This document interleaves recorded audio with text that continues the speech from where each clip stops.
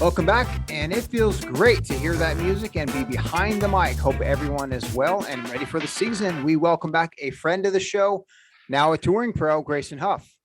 So much has changed since we last talked to him. He's all grown up now and playing on PGA Tour Latin America. His first year as a pro, what has changed? Is there anything different?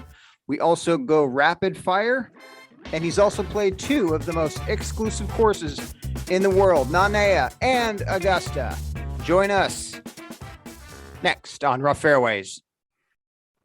Always got the Spud head cover. The Spud head cover. Hey guys, can you hear me? Yeah, man. Cool. That photo was taken at Nanea, wasn't it? It was at Nanea or something. However you say it, it's pretty. No, jealous. You said it right. The perks of college golfers. You guys get to travel pretty much. I mean, everywhere, and you get to play awesome courses. Yeah, I miss it. Honestly, it's a little less. It's a little less fun when you go play not as nice a golf courses, but it's okay. Is that a knock on the PGA Tour Latino? No. It's a knock on mini tour golf and being, back and forth. So yeah, nice. Wow, how was it there? How'd you shoot? I don't remember. I'll be honest. When was that? Was that your senior year? Or your fourth year, I should say. When did you play it? No, it was probably fifth or sixth year. I have the beard there in the visor. It might have been sixth year. It might have been early on. Yeah, it might have been the last year that we went out there. No, because COVID, we didn't go out there. So it was pre-COVID. Yeah, it was pre-COVID. Okay. Because that would have been my senior year, which would have been the fourth year. So you had it right. And it would have been right before, that would have been the spring that we went to SECs. And we were doing all the videos and stuff. Yeah. So 2019. 21, 2020, 2019. Yes. That would have been like February 2019. Gosh. So I was working at Kukio, which is the other private course right down the road from Nanea, at the same time. So whatever that means, but yeah. So then we used to play before that. We would play the Pro-Am for the tournament at Kowaniki. Yep, Kowaniki. Right up the Yep. And right on the coast. And I had a friend who's, let me see if I can get this right. It was like brother-in-law or like uncle-in-law or something like that was the head pro out there. And then I met a guy, and I don't know his name, but his name that everybody called him was Big Knee. Okay. But we went out there, and that course was spectacular too. Yeah. So. I interviewed there and Kukio. They didn't have any, assistant professional positions, because once you get that position, you basically die at that course, because it's Hawaii, and it's was it really windy when you played it? At Nene or Kohaniki? Kohaniki. Yeah, that one was really windy. Nene was like 5 mile an hour winds. Breathless, yeah. Yeah. But the Kohaniki was like super windy. I remember I hit a couple shots and they went like straight up and then straight left. It was pretty windy when we played at Kukio. Yeah, Mike came out to visit. Holes.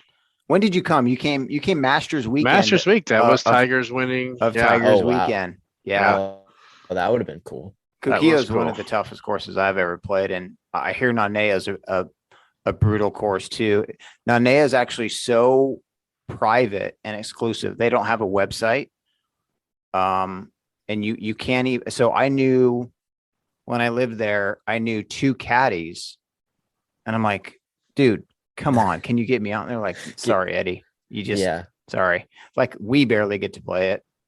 It was a treat. I mean, it's still like because I knew the head pro, he got us little bag tags, and they're like surfboards, and they have our names on it. It's nice. Great. But he gave us kind of the rundown of like the club, and I didn't go in the clubhouse, but we went down. They have like a separate it's like, the turn house or whatever. They have a separate little shack down on the water line there on the beach. And Sure. that's where they do all the like food and catering and Yep. stuff. And it was just, I mean, it was pure. It's just deck with, beached in everything you picture Hawaiian style. And then It just is. like overlooks the Yeah. ocean, palm trees. It was, and the food was incredible. But they said they had like a bowling alley in there, Yeah. and they have like residents for members to come stay at, and then Yep. the comfort stations were beyond wild. I mean, anything Right. you wanted was in Anything. there. Like, Anything. yeah. Like Ice cream, hard liquor, you name it. yeah, they had Yeah. frozen Mochi. something, and then they had Yeah. pineapple vodka, which was always our thing. We always try to like get that in a water bottle to take with us because it was Yeah. just awesome. But yeah, it was incredible. I mean, it's still, as far as experience goes, still like top 5 experience. Is it? Just going out there and being able to play? I mean, and it's up there with like going and walking around Oakmont and playing with members, or Yeah. going out to Augusta, just because of like the amenities. I mean, Yeah, it's just, it sure. was unreal. That's But the top then- 5 most exclusive courses in the country. Yeah. Really, I didn't know that. Yeah. Schwab's got money and he wants to keep it super exclusive. I mean, if there's anyone listening in Hawaii, shout out to Nanea. It's, you guys know how to, and shout out to Kukio too, because Kukio was really fun. Hardest course I've ever played. Mike, I think yeah. you can definitely second that. Tips, it was rated just under 79 with a 154 slope, I think. Yeah. My cool That's ridiculous. Kukio story is that I almost got my first hole in one on 17. Remember that, Mike? Yep. Wow. It was a beautiful, super downhill, 180 yards. Did you play it, Grayson, when you were there by chance? No, we never but- played okay. that. We never. It was just Koaniki and Nanea were the two Okay. privates that we got on. Yeah. No, Kukio is great. Like for all the outside staff, which is what my position was, we got to, gosh, I took home all the old food because they throw everything out. Unfortunately, they really do have the comfort stations. They'll keep like all the candy in there and all like, the packaged chips, but shoot, my fridge was full with, I always took home shrimp that night, like the little shrimp cocktail, Yeah. cups, and then, tons of PB&J sandwiches. And I would just eat them when I played golf. So anyways, this isn't about me. Grayson, man, it's really great to have you back. You are now an official professional. And did you make your pro debut at the Weston Hills Open? Yeah, technically. Okay. Technically, I was still a pro in the qualifier, but that was like the first 4-day Real big boy, like kind of event. And So you kind of got into it in a different kind of way. Tell us about that. yeah, no, I mean, that was my hello world Tiger moment. Yeah. I just didn't win, but I was close. But Yeah. Came out, finished 5th, played really good. I actually, this is well, no, it would have been like after COVID, but like they were still figuring out stuff. So it was kind of in that like weird zone of everything. And that was like, I kind of got sick that week, but not sick enough to be scared about, getting anybody sick or doing anything. Just like, you just didn't feel good the whole time. Just kind of like sinus infection kind of thing. And I have bad allergies. So that's kind of what I thought it was. But I mean, it was a whirlwind. Qualified on a Friday, Okay. and then flew home, packed up everything, and then flew back out on like Monday. So I had like 1 day home or a half a day home, then flew back for the practice rounds, then played first tournament by myself, like pro tournament. So you had to do the rental car and everything, go out. I think I averaged like 66 or 67 that week for each round. And I joked with the tournament director. I'm good friends with him now, but his name's Claudio. And I said, I probably have the best scoring average on tour right now. but because I'd only played one event and everybody else had multiple events. And 66, there's 67, 70, 68.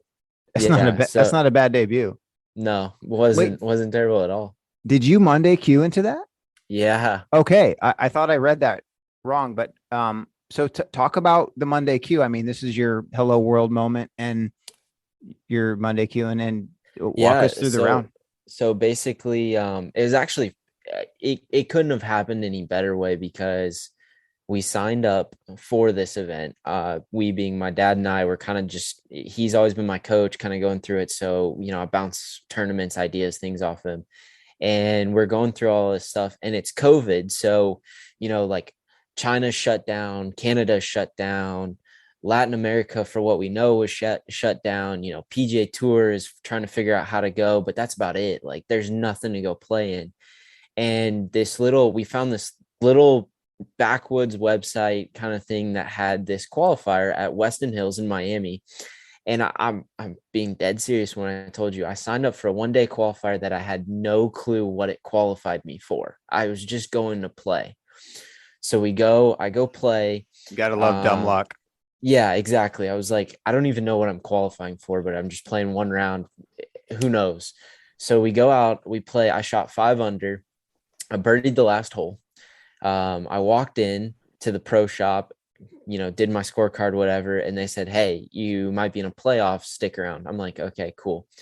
4 under was in a playoff. They had like 8 spots in this qualifier. And so I got in and they had like a 4, I think they had a 4-spot playoff with like 8 guys in it at 4 under. And so I got in, they went to do the playoff and I turned and looked at the tournament director, Claudio, and I said, okay, I'm in. What do I win? Like I had no clue. And he goes, oh, you're in the tournament. And I said, what tournament? And he goes, oh, we're playing a Latin event. And I said, okay, we're playing a Latin PGA. What country? And he's like, no, we're playing on this course, next week. And I was like, okay, cool. So then I You're figured like, all that sweet, I out. already know the course. I Yeah, just shot 5 under. I was like, well, cool, that works. So fast forward a couple days, go through all the travel, get back to the course. Like I said, didn't feel great, but I was staying by myself and just, monitoring it every day. We did COVID screening every day. So Sure. I didn't have COVID. We were doing fine, but just went out. I had a good group the first 2 days and I just went out and played and I shot like 6 and 5 under the first 2 rounds and just was like kind of close to the lead and played all right the third day. And then I remember, and I don't exactly know, but I think I made like 4 or 5 birdies at the end of the front 9 going into number 10. And I think it put me at like 18 under or something. And I was like tied for the lead or like in the lead with 9 holes left to go in the 4th round. And I just remember playing the next 2 holes, lipped out a couple putts, and it was like kind of crazy. Had a par 5, and I think this is the hole. If I had a shot, if I had a mulligan, I'd take it on this shot. But I had a par 5. I was right in the middle of the fairway, and I had like 170-ish. And I tried to fly to 6-iron, and I got the wind wrong, and I went over the green. And I asked my buddy later, once we went to the next hole, I said, what did you hit there? And he's like, oh, I hit 8-iron. And I was like, oh, but that's the one hole that I think if it would have hit it in the middle of green 2 putt, make a birdie on that par 5, I think we could be a little bit of different situation today, but Sure. you never know. So it strikes me as that how you got in, did that maybe ease up your nerves a little bit? Like, if you literally not knowing that like you're going to be playing in a PGA Tour Latino event? I don't think it hurt. I can say that. It's kind of like okay, we got in. What is it? Okay, let's just go do it. Like, you don't have any time to think about it. You just go play. Were you more nervous there or in college days? I don't know. I mean, I was nervous. But also I think the fact that it was new, I was playing good, And, obviously you're a little under the weather, so you're not overly worried. It was really hot that week. And Yeah. I walked down the fairways with a towel over my head for a couple holes, just trying to like keep the sun off, drink a lot of water. We had rain delays every single day. So I don't know if I don't think I finished 18 holes in one day. I think we had like 2 or 3 holes every day where we came back and like Oh, wow. finished up. Like it was a constant jumble of things that were happening all week. I mean, we had a lightning delay, but there was no rain, and we had a pop-up storm that just like, I mean, we were walking down the fairway. I hit one shot and just a torrential downpour, and then it like cleared up and there was nothing. Like hello, welcome to Florida weather kind of thing.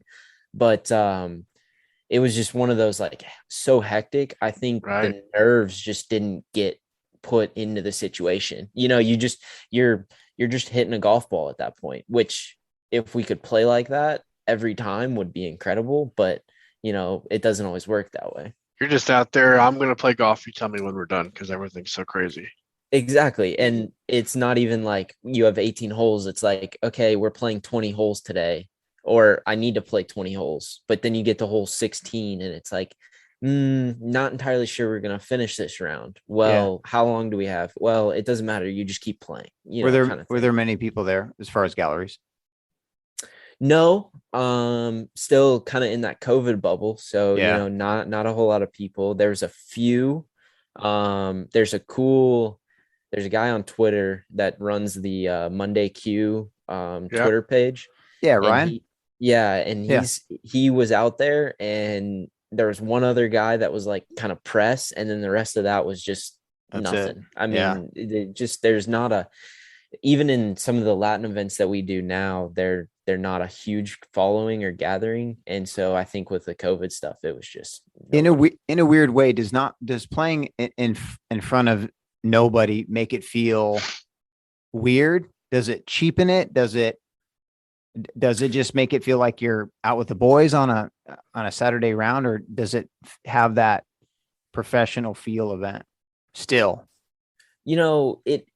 it really just felt like a college event, Yeah. in the sense that like when you play a college event, you can be playing really good, be the last guy on your team, but if your team's not in contention, you might just have your parents and a girlfriend or somebody out there. Sure.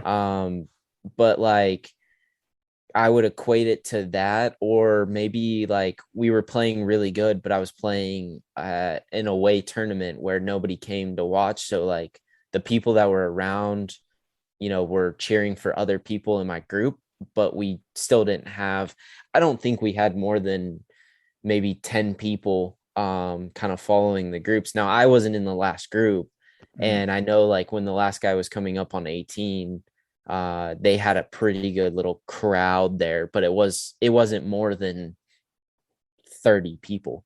Sure. So On your debut here, back before you even turned professional, you said something very, very striking to me, and it was very simple. And I loved it. And I'm curious of what your take is on it right now. You said that, and this, for context, it was about, the question was, how do you prepare for a tournament? Is it any kind of different, or do you just do the same thing, whether it's a practice round or a real tournament for college? And you said you're just a golfer entering a tournament. And to me, I think that's super, super simple. So do you still feel the same way? yeah, I do. I mean, every tournament, um I guess the easiest way to put this would be the thought of, how Tiger had an interview when he was younger and he said, I go into every tournament and I feel like I play like I want to win every tournament. Mm-hmm. I agree with him in the sense of like, it might be dumb for me to go, or it might be looked at dumb for me to go into a tournament that I've never played as a rookie to think that I have a chance of winning. However, if you go into it with any less expectations, I feel like you're doing yourself a disservice. And so you have to go play as like you're just a player playing in any round. Every round means the same. Now, does that mean when you're standing over a 4-footer to win a golf tournament that it's going to mean the same as you standing over a 4-footer to win $5 out of somebody's pocket? No. Sure. But like, you have to prepare and do the situations the same if you want to succeed. And I think that's what that meant with that comment. I love that. Was that Curtis Strange's interview? And he was like, "You'll learn." Yeah. And that You'll was- you'll learn. And then As he's much like, as I love, so I agree with you. I love that mentality, but at the same time too, I love Kevin Kisner's mentality when he was interviewed. Same thing, and he's, do you go out there expecting to win every week? And he's like, no. And they're like, well, why are you there? And he's like, because they give a lot of money out for 20th place. yeah. And I agree. I just think that like the easiest way to put this is that kind of aim small, miss small idea when Right. you're doing shooting Yeah. or whatnot. If I'm aiming for the top, right, and I've got my eyes set on the top, I'm not worried about making the cut. So the cut is going to be made because I'm aiming so high Right. and setting it so up there.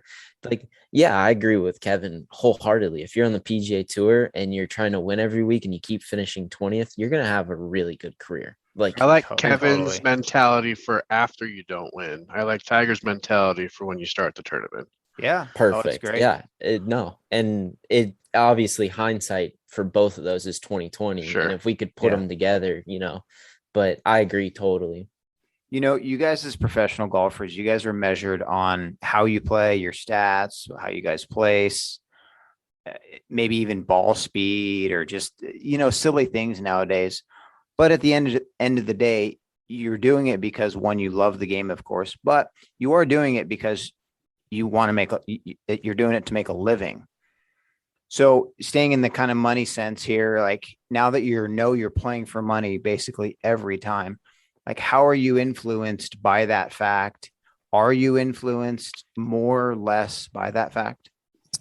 I think it just, I'll be honest, at least for me, I think it just makes bad rounds worse because like today, I'm in the middle of a 2-day mini tournament, a mini tour event down here in Florida. And today I shot 2 over. Form tour?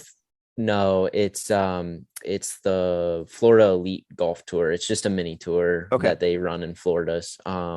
There's a bunch of them, and there's a lot of guys that play in between tournaments. Okay. But basically, it's a 2-day event. You got to go out there and play. You need to finish, like, if you want to make any money, you got to finish top 5 to make any little bit of money after expenses.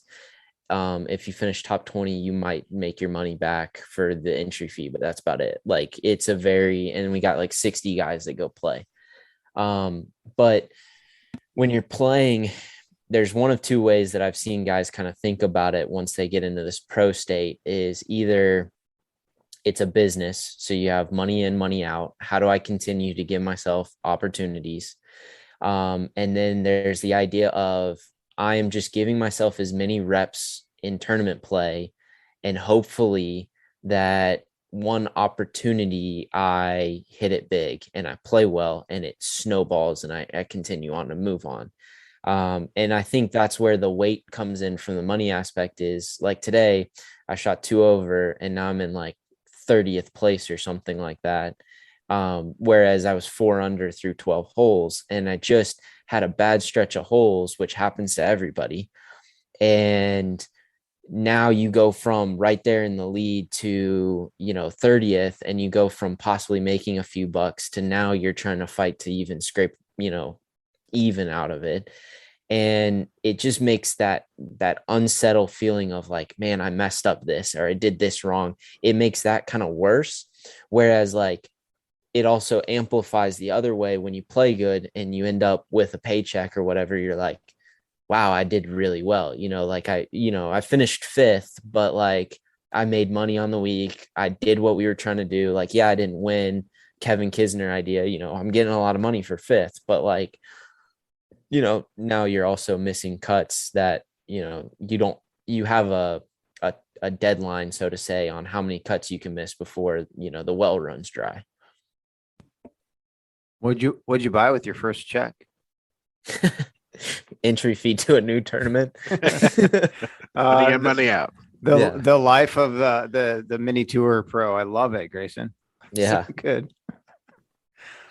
Let's talk about your year. Your pro debut was in June, and you went miscut. T33 at the Bupa. Yeah. Um, Which was huge because that I had to make the cut there, and that course is top 5 hardest golf courses I've ever played. wait, hang on one second. Why did you have to make the cut? Because if I made the cut, I finished top 60 on the money list, and it secured my Latin card for the next year. And You- so if I Look at missed that, it, stepping up.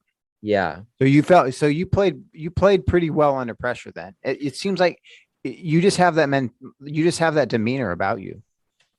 I've always thought that once you put me on a tour or somewhere, I have the game that's going to be really hard to get me off of, because normally I play really solid and really consistent. And so it's just if I can just get over the hump and get myself there, then I can start to really settle in and cruise into like where I'm going to be at. And then that's where I can start playing really good. So full status on for PGA Tour Latino. Full status. So Perfect. we go all the way till the end of June is when the finals are. Okay. And how many events are there? 12 events. Okay. So, and we've played 2. And then our Okay. next one is middle of February. Yep. Okay. Are Where's you it at? Say that again. Sorry. Where's it at? That one's in Mexico. That one's in Mazatlan, which is Nice. over on the West Coast. Oh, this is great. Yeah, let's talk travel. So like, what's the coolest place you've been to so far? Well, okay. Well, I think coolest was probably Chile that we just flew to. So Okay. Santiago, Chile was beautiful. If you like mountains, the flight. So we flew. The first 2 places this year were Argentina and Buenos Aires, and then Santiago, Chile. And we flew down to Buenos Aires, and then you fly over to Chile. And it's only like an hour and a half flight, but you fly over the Andes Mountains. Oh yeah. Awesome. And I'm not kidding. We were at 40,000 feet, whatever the plane was cruising at. And I thought I could open the door to the plane and step out onto the top of the mountains. I mean, That's it all. was, and being from Idaho, like we have the Rockies, you're used Sure. to seeing big mountains. These things were massive. I mean, Right. they were incredible. So that was really cool. We played in Colombia and Ecuador so far. Ecuador was really pretty.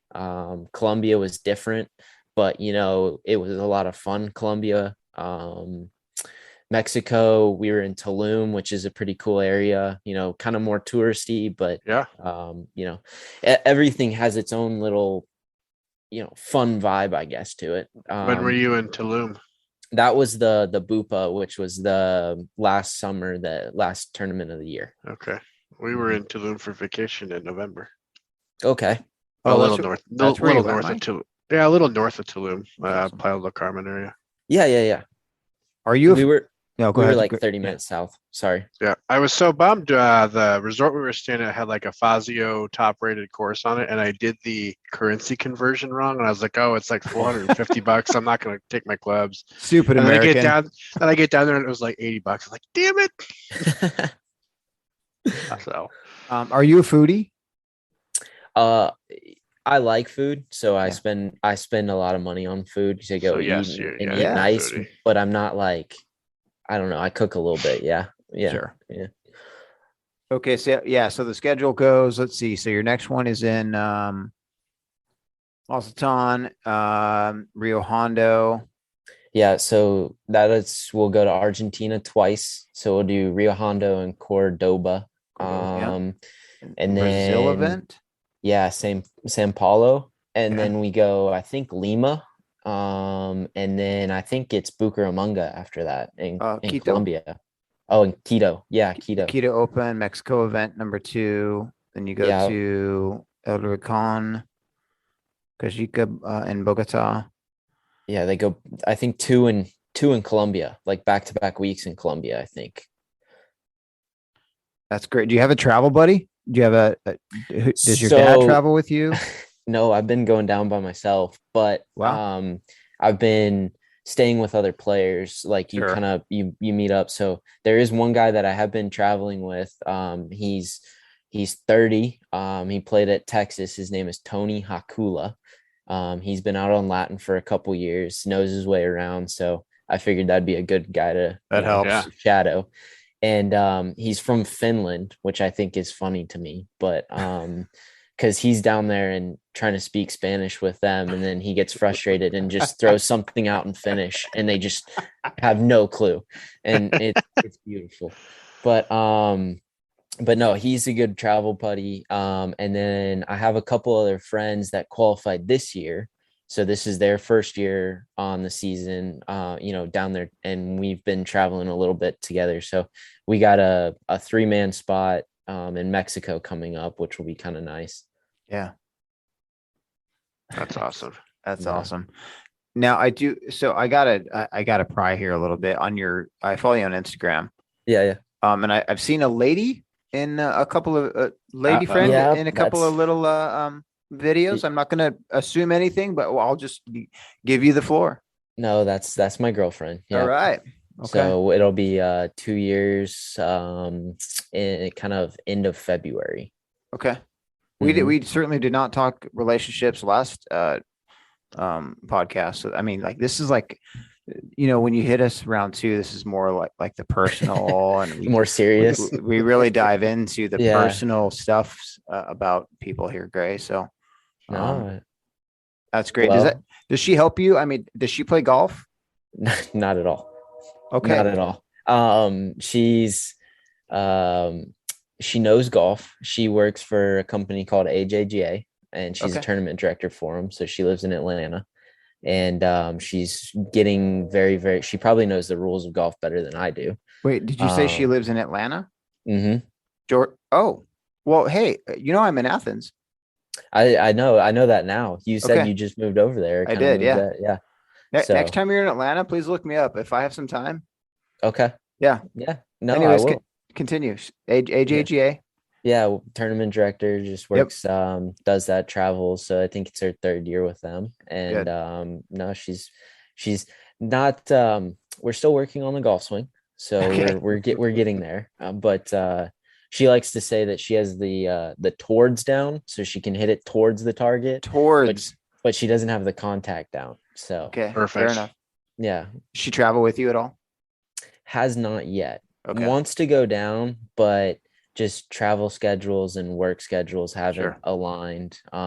So, but who knows? I mean, I'm playing Canada Q School coming up in March, I think, and possibly go play up there. And that would be kind of in the later part of the season. So it might pan out. She wants to go caddy for me. I don't know if she can carry the golf bag for 18 holes. Yeah. We haven't figured that one out yet. It's kind of like that, when the couples go to the couples night out of the wine and dine, and Oh, yeah. the guy's more for the golf and the girl's more for the wine. Totally. I feel like that's what it would be more of. So Are we done yet? After 9? Come on. exactly. Man. Just make the Exactly. damn putt. Where are you right now? So I'm in Florida. Okay, at, you're still in my- Florida. I am. I'm at my aunt's house. So we're staying down there. And where's home? Like, where's your residence besides Yeah. an airport, an airplane, and a hotel? So I moved out of Auburn Okay. last kind of summer-ish. And then I basically spent the fall leading up to winter just traveling, staying out of the car, hotel hopping, tournament Awesome. hopping. I mean, it was a whirlwind. And then my parents were in the process of selling their house in Idaho. Mhm. And so they've sold their house now, and we've just moved into Little Rock, Arkansas. And so we've had some family there for a while. They got a good deal on a house down there, so they decided to move there. And I've been basing my operation out of Little Rock, and then I'll drive or fly depending on where I need to go from there. So that's kind of home right now. You run into John Nice. Daly yet or Junior yet? No, I haven't yet, but I have some buddies on the Arkansas team. So maybe one of these days I'll get to go up there and Nice. play some golf. Little John Daly's a pretty good stick. Yeah. What do That's you what think? I've heard, and Yeah. I haven't seen him play much except for the highlights and stuff. The So PNC. Yeah, that's the only time I saw him play. mhm. Yeah, they're gonna make a big deal about him and Charlie Woods. I think that's gonna be the new, Yeah. you know, Oh, a little who's rivalry. yeah, I'm sure there's I gonna mean, be they're 6 years apart, but I get it. Yeah. well, Content. yeah, and I'm sure there's gonna be like a DraftKings bet of who wins a major first, Charlie or Little John or something. There's gonna be some stupid whatever bet here or there. So Well, Little John's got him by about what, 6 years. yep. So I mean, shoot, I mean, if Charlie's at like a plus 300, I'll take that any day. Yeah, but who's dad? Who would you rather have as your dad, John Daly or Tiger, as Man, far that's as such a like great golf career? question. Well, for who do you want as your dad? As a dad, I'd probably want JD. As a golf coach, I'd probably want Tiger for the mental part of, Yeah, of golf only. yeah. But I could also see like having Tiger as a dad and a golf coach could be. I mean, that's some tough shoes to fill. Yeah. That's some big ones. Whereas like John Daly, yeah, you got some shoes to fill, but like He you doesn't could even be wear shoes sometimes. that exactly. So like, what do you got to fill? You can Yeah. fill Right. whatever you want. Some big Crocs to fill. Well, Exactly. and it's kind of like, and this has nothing to do with Michelle Wee's parents. She didn't play golf. Her parents didn't play golf, but they really pushed her into playing professional golf Yeah. at such a young age. Shoot, Grayson, I remember when she played the Boise at like the Nike Open or whatever it was back at Hillcrest when she was 12, 13 years old. And she was the first woman that played in that event because she got a sponsor's invite. And then I remember shortly thereafter, like she was a kid playing amongst adults, men, Yeah. and she just seemed so like, I don't know, just like what I'm getting at is like parents pushing their kids into something that they might not want to do. And Michelle Wee's a very successful professional. Yeah. But Well, and that parent there's aspect. yeah, and there's been, I mean, JT and his dad have a great relationship. Yeah, for They've sure. done really well. But I think it takes a special bond between the two. I mean, me and my dad have, worked through golf a bunch and gone through it, but it's all, dependent. I mean, Charlie has to play under Tiger's shadow and get the question of, will he beat dad? Will he break his records? Will he do this? Yeah. All the time. Yeah. Little John Daly, he's got to live in a different shadow of, is he going to be crazy partier like his dad? Is he going to do the same things, or is he going to be clean cut? Like there's so many different aspects, and it's just dependent on, can Charlie handle the ones that are his faced versus can this guy versus whoever. And Michelle Wee has parents that didn't play golf, but they might have pushed her too hard because they didn't understand how hard it was. Yeah. It's a very fine line with everything. And that's why it's such a point, a sharp point at the top of the mountain in this game, is because you get to a level where having the Kisner attitude is okay. And then some people just want more, and they just Right. want to play for more. And, I'm not saying Kevin Kisner doesn't want, to win majors and make a lot of money and be number Sure. one in the world. But I guarantee you, if you told him he'd have a career for 40 years on tour and, finish 20th on the money list every year or whatnot and all this stuff, I'm sure he'd take it. I'm sure Sure. he'd take it. heartbeat. Anybody would Well, sign up for that. Yeah. And I think when you get to a certain level, it's also important who you surround yourself with too. I agree. So You got to have a good team. Grayson, do you have a caddy? Not like a official caddy. So Okay. Latin America, because of the travel and because we don't make a lot of money, the caddies are kind of local caddies, who wants to help, family members, friends. Do you have to have a caddy when you play an event? No, You do you not. don't. Okay. No. And I carry my bag a lot down there. Just because I'm used to it and I've played good before doing it. And Yeah. I've taken a caddy a couple times and it hasn't helped me tremendously yet, but I'm also kind of back and forth on the fences. Like some weeks it's nice to have a caddy because it might be hot or it's going to rain or whatever.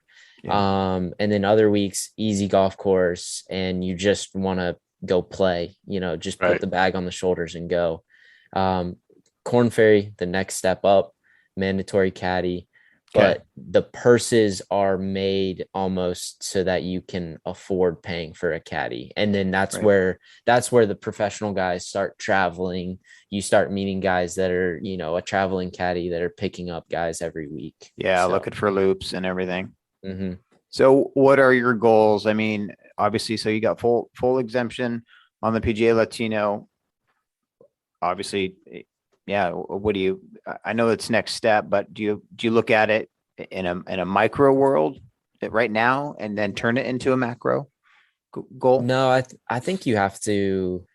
I think if you look at it too micro at where I'm at, um it can really be difficult. I had a guy that's been a pro for 7 years. We were playing just in a mini tournament, and I was talking with him, and he kind of spit out a nugget for me, which is something I try to do, is pick up in as many nuggets as I can from guys that have been playing. But he was like, I don't know of a lot of guys that have made it a long time out here when they're splitting dollars at this stage. He's like, you can split dollars on the PGA Tour all you want, but at this point, you got to go out and play. And that one kind of got with me a little bit, where it's just like, if you look at it dollar to dollar, point to point, money to money, whatever, all this stuff, you're going to get so caught up in, gosh, I got to make this birdie, or I got to do this. And it really does. I mean, the difference comes down to a shot around. I mean, it really does. Over a 4-day Right. tournament, it's one shot. And if you're so focused and so worried, it's going to be really, really, really stressful and really hard. But if you just go out there and just go play and go do it and give it your all, I feel like those are the guys that end up playing better, because the guys that I've talked to and the guys that I've seen have success, like Russell Henley this week, he's played Mhm. really good. But Russell's not a guy that you're going to pick to go out there and win, PGA Tour events if you watch him play. But Russell knows what he does, and he Yeah. does it with intention, and he does what Russell does the best. Well, he And loves if playing Sony. Yeah, and if Rory tried to do what Russell does, Rory's not ever going to be able to play the way Sure. that he should. And I think that's what we have to do at this stage. Is this is a whole stage of finding out who you are, what you do, and how can I make it good enough to go play with the big boys. Gotta find your Graysen golf. Exactly. Grayson Golf. Um, a team obviously is very important in any walk of life, but especially in golf. Are you looking, asking, searching, marketing yourself for any kind of sponsorship? Do you have Always any sponsors? always Yeah. open to talking with people. I have no agent. I'm Okay. doing everything by myself. So I have a sponsor with Titleist, so I go Cool. through apparel and everything with them, and very fortunate with that. And that was kind of Awesome. a long time coming. But other than that, like, everything else has just been kind of here and there. And it really is at our level, we have a lot of opportunities to brand ourselves, but it's at a micro level to compared to what people see on tour. And Sure. so you have to find the right people. And because I'm doing it and I'm doing it myself, I don't want to just get involved with anybody. I kind of want to Absolutely. align myself with somebody that I feel like's doing it for the right reasons, which does narrow down some of my options. But at the same time, like I said, I don't think it's worth fighting for dollar for dollar right now. Yeah. And so with that, I've been fortunate enough to put on a couple companies down in Latin America that have worked with my parents' company that we've been in touch with. So I'll wear some of their brands down there when I'm playing kind of in the Latin American countries. But other than that, I'm really don't have a whole lot of sponsorships. I do some promotional stuff on Instagram, but other than that, it's very Oh yeah, minimal. I did see that. Actually, I'm glad you brought that up. Actually, I won't get We're into it. But we're yeah, go working on ahead. the we're working on the Instagram, but again, I'm doing that by myself. And You I'm should not the- have your girlfriend be your marketing manager. I should, You really but should. I don't pay enough for marketing manager because I don't make enough to pay enough for You it. you need to pay So yourself first. yeah, she needs to go and make her own career right now so that if things work out long term, then we'll be better set off than hoping that I just make a lot of birdies. That's all. Your only job is just to make 3s and 4s on your scorecard, and 2s, 3s, and 4s Exactly. are the main numbers. Oh shoot, I can't find it. Those are the best. My handwriting, the 2s, 3s, 4s, and 5s are the best numbers I can do. Then everything else is just. Can you do any calligraphy? A little bit? Okay, I can do a little bit. Mike, can you? No, I can Yeah. barely write regular letters. You can barely write it all. But were y'all taught cursive when you were younger though? I was, Yeah. yeah. I hate cursive. Yeah. So see, I can do a little bit of cursive, but I've Yeah. since lost that because I don't use it ever. So Do you do Yeah. the 4s like the tree, like the close, and then the big line? oh yeah. I can just Yeah. see your scorecard right now, Grayson. And like I the do it- 2s with like the loop or something. Yeah, little loop on the bottom, and then you do it. So if on a normal scorecard, you write it in 2 squares, so it's nice and big, so you can see it. Yeah, kind of like. Can you see that? Hang on one second. Like the Yeah. 2, 3, and Yeah, then- but see, I have a loop at the bottom of the 2, and then I Okay. have a little more on the 3, and then the 4 is a little slanted. all right. It's very It's art. very- It's really an art. You're an artist. it's very old school scoreboard feel. That's what I go for. I like it. Hey, did we do rapid fire with you last time? I can't remember. I don't think so. It's been a long time since I've been on. So It has been. This is a fun one, Mike. Do you have them up, by the way, Mike? I can, yeah. Okay, good. I'll wait till you get them up so you know what the hell we're talking about. But and then Grayson, honestly, we've been doing this for 40 minutes, so we're not going to keep you much longer, so you can get out and make those 2, 3s, and 4s. yeah, no worries. What's the I like? have plenty of I did time, want to so- ask you your Yeah, go ahead, opinion Mike. on the other Grayson that was famous on Twitter this week. Do you see that? Oh, Grayson Murray. Yeah, Yeah. I've just, rest in peace. Hope he's okay. right. No, that was funny. I It was actually good. I knew nothing about it, and then I saw it. I actually saw it on Twitter because I follow both of them, and I saw it come across the feed, and I started laughing. I was like, Well, that's how when I first saw it, I was like, oh, it's some banter. And then Grayson really dug in. I was like, oh, he's angry. He really Like, dug in. He really Yeah. got mad. he- yeah, He has blocked me, and Oh, I didn't really? even know this until I looked up his profile, tried to follow the little story to kind of get a little background. And I was trying to look at his profile, and it says Grayson has blocked you. I'm like, all right. see, that's like I feel um, honored. Like that's yeah, a badge of honor. It was pretty great. That's Dude. like the Monday Q guy.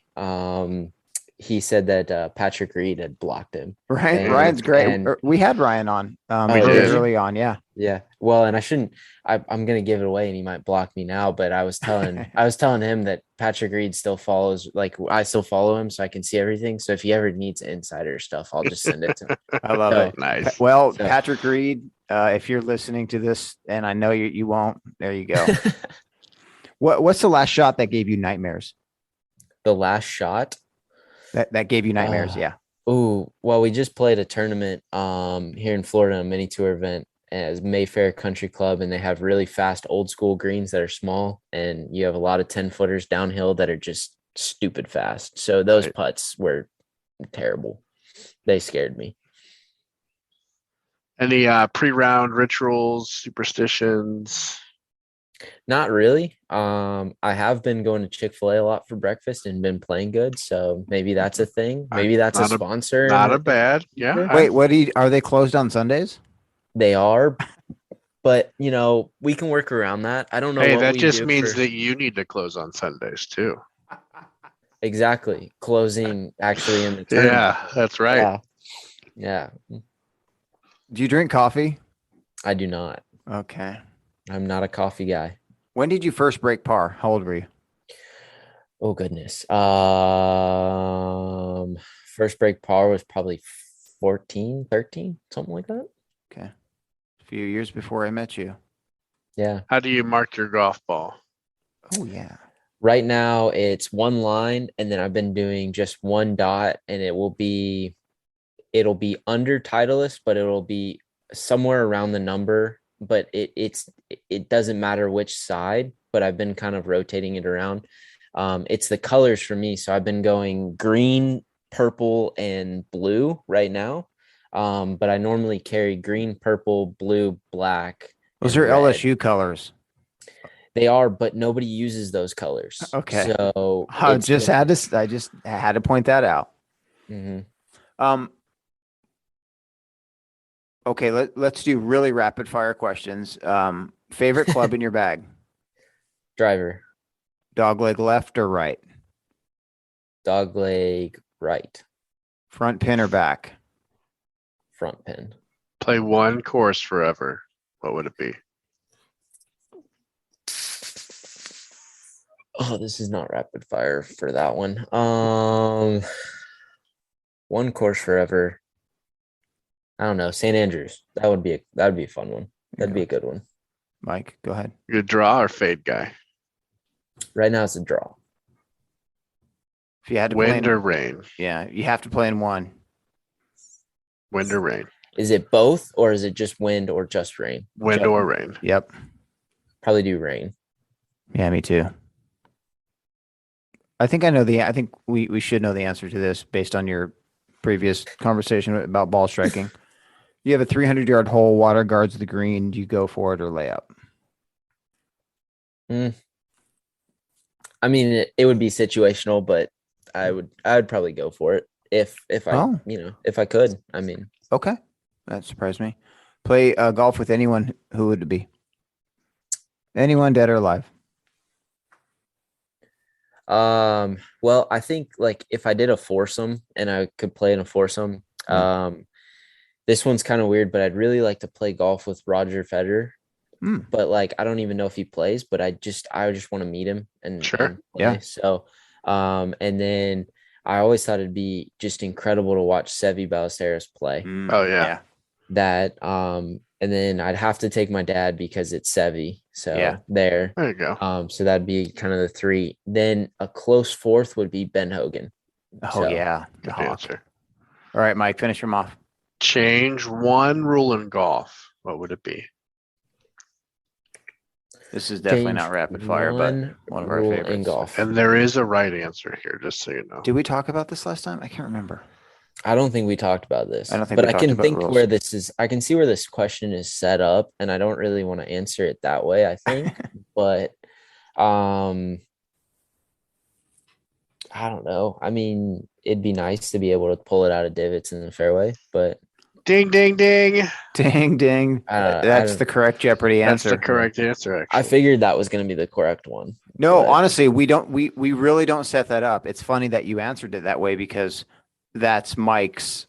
That's my rub. He hates it. I mean, everybody hates to be in a Well, divot on the fairway. The Yeah. worst part about how much I hate that is I'm never in the fairway anyway. So I think there's some other ones maybe, but that's a big one.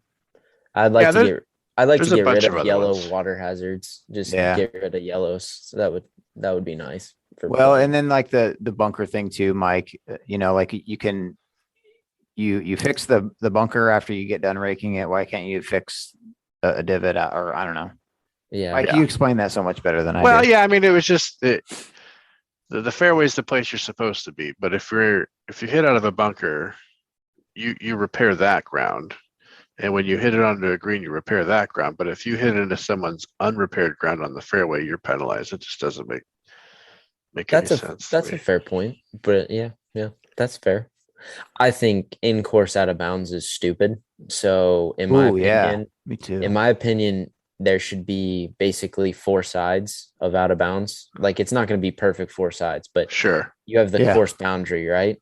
And then that's it. So if you design a golf hole and, there's a possibility to go down a different way, you need to take that into account. Now, I Yeah. understand trees fall over, things change, whatever, and they try to make it different, but that's the special, the way the course plays. So you shouldn't take it out of there if someone wants to take the risk and go down somewhere it was not meant to be designed Yeah. for. That's my opinion. I agree with that. Links course or a tree lined course? I think I know the answer to this one. But I like tree line courses. what? You said you'd play St. Andrews for the rest of your life. You pick tree line courses. Yeah. I actually knew you were going to say tree line just because how straight you hit it. So you basically don't even see the trees. Yeah. The St. Am I Andrews right? was I like seeing, if you put the tighter golf course you put me on, I feel the better I hit it. I can see that. St. Andrews was a panic answer. So that was kind of like that. I was throwing you off my scent. I mean, shoot, Augusta? You didn't even think of Augusta? I thought of Augusta. Wait. And Augusta would be really cool. I actually you get all those free sandwiches.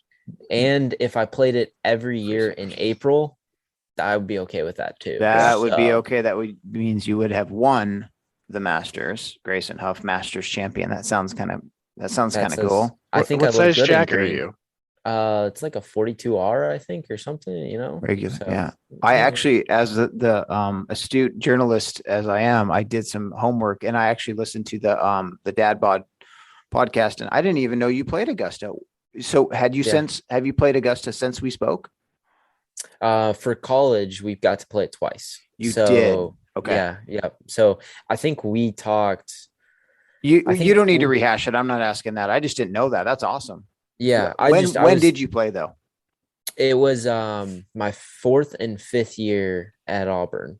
Okay. So I played it 2021, 20. It would have been 2020 and 2019. Okay, so pretty recent. Mm-hmm. Very, very recent. Right after Tiger won, and then right before Hideki, Dustin won, and then Hideki. Yeah. Living in Athens, so I mean, I'm a golf nerd, of course, and I'm like, okay, I know I'm not going to be able to probably see the course. I've never been to Augusta, but I'm like, you know what? I'm going to take the afternoon off. I'm going to drive to Augusta. I'm going to grab a bite to eat. Yeah. I didn't know how the course laid out. You could look at it on Google Maps and everything, but you really don't. You really can't see much. You can't see anything. You can see, if you go on Berkman's Road, you can see where they park. Yeah. And then you can kind of like scope in and see a little bit of like, I think I saw an umbrella of where the range is. And if you get on Augusta Country Club, which is next door, okay, you can see from one of the holes, you can see across Amen Corner through kind of the trees. And I think it's like you can kind of see 13, but you have to do it in the winter when all the leaves are down, because if the leaves are up, you really can't. However, I doubt that they're going to let that kind of be known to the public for very long. No, for sure not. I mean, so on TV, you always see guys rolling into Magnolia Lane, and it's just a gate. Yeah. Like you go down Eisenhower Drive, and it's just a gate, and like, it's a rough area too. Like you don't expect a nice country club, let alone Augusta. You don't. It's in the middle of the city. You see like the big water tower that says Augusta, and you know it's right there. But then it's not really that great of a good looking city. It's like my girlfriend lives in the Brookhaven area of Atlanta, right next to Peachtree Golf Course. And I hear that. If you drive by Peachtree, you don't see it. You don't see it. And it's right there. But it's one of the best golf courses in the world. It's right there. Did you keep score at Augusta? We did. I think I shot like 2 over the first round with the first time I played with a double on 18. That one really killed me. Ooh. And then I think the second one was like, I think I hit one out of bounds on 13 to go like 3 or 4 over, and then just kind of like played in from there. So I think I ended up at like 4 or 5 on that round. Did you play from Masters tees? We played from like all the way back. Like awesome. we had a member on the first tee. We hit from where they told us to, and then we were like with the members, and we're like, hey, like can we go all the way back? And he's like, you don't want to, but sure, go for it. So we went back there, and nobody ever told us we couldn't. So we pegged it like 1 foot off the back, and it was slightly cold and rainy, and it was all of what you wanted to play. Beautiful back box. Yeah. Beautiful. That's a great spot to end it. Graysen, go get some sleep. 2s, 3s, and 4s tomorrow, man. And good luck the rest of the Exactly. year. Hey, go Chick-fil-A it. Close it on a Sunday. That's right. Exactly. So no, I appreciate it. Thank you for having me on. So Yeah, Grayson. I enjoy it and look forward to the next time. We'll be in touch. Yes, sir. See you, Later. buddy. Rough Fairways is produced by Eddie Dunn and Mike Sells. The dude gets to play Nanea and Augusta. That just isn't fair, but of course he has earned it. Thank you, Grayson. Good luck this year. Good luck to the rest of your compadres on the PGA Tour Latino. And listeners, thank you for tuning in once again. For Mike, I'm Eddie. We are Rough Fairways. Enjoy the golf season. See you next time. And remember, be kind to each other.